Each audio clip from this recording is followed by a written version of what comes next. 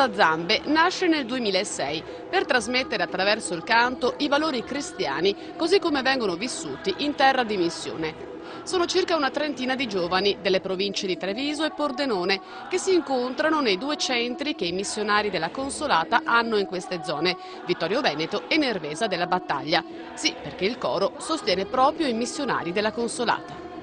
Qui nel nostro territorio, in Veneto soprattutto, siamo per poter intanto animare le nostre comunità, le nostre chiese a livello missionario. E quindi di che cosa facciamo?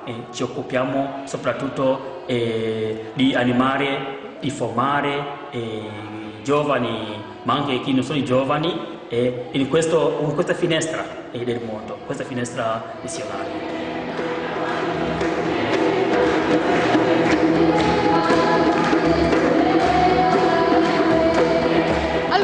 Di ritorno dalle esperienze nei campi missionari hanno portato con sé i canti che le popolazioni appena conosciute usavano per lodare il Signore.